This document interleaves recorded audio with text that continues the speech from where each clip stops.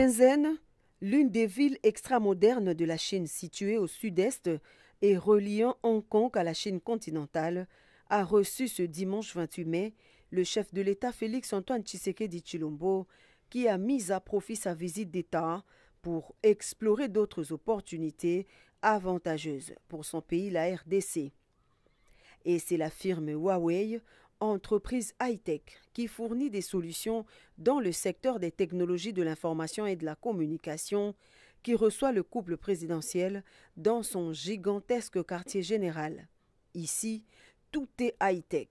Même le petit rituel d'accueil, réservé au président de la République et à son épouse, n'a pas manqué d'impressionner la délégation.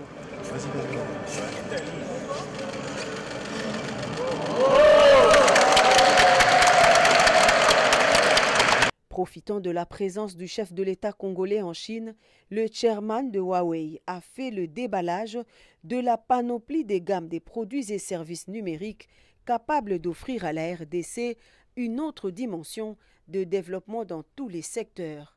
Le géant chinois de la technologie veut accompagner le chef de l'État Félix-Antoine Tshisekedi dans sa politique de numériser les institutions pour être à la diapason mondial et surtout conduire la RDC vers un développement basé sur la digitalisation dans tous les secteurs porteurs de croissance.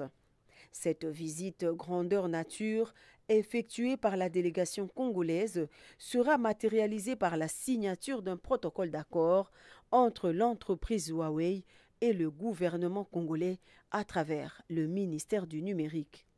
Une entente qui vise à renforcer la coopération dans les domaines de la digitalisation, des services gouvernementaux, des entreprises publiques et de l'énergie verte.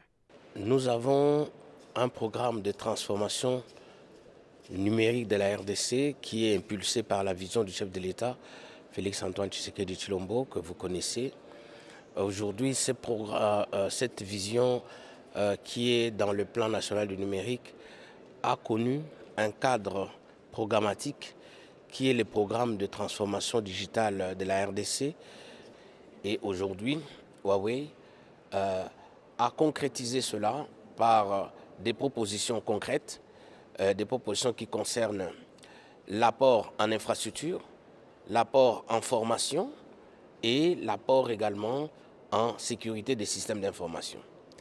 Et c'est autour de ces trois domaines de coopération que nous avons voulu aujourd'hui, n'est-ce pas, sceller cette entente dans le cadre d'un mémorandum d'entente qui va appeler plusieurs contrats, j'allais dire, particuliers.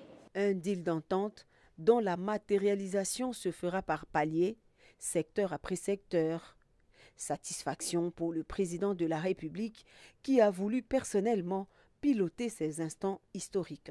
Grâce à ce partenariat, nous allons pouvoir développer des domaines, ici je parle de ceux qui m'intéressent le plus, des domaines tels que l'éducation, tels que l'énergie, tels que la téléphonie mobile, mais également des domaines qui touchent à la finance et qui vont avoir un impact très important sur le produit intérieur brut. Par ailleurs, Huawei est en partenariat avec des organisations non gouvernementales et sans but lucratif, telles que la Fondation Denis Nyakeru Tshisekedi, pour promouvoir l'éducation de la jeunesse locale et accompagner le développement des futurs talents du pays.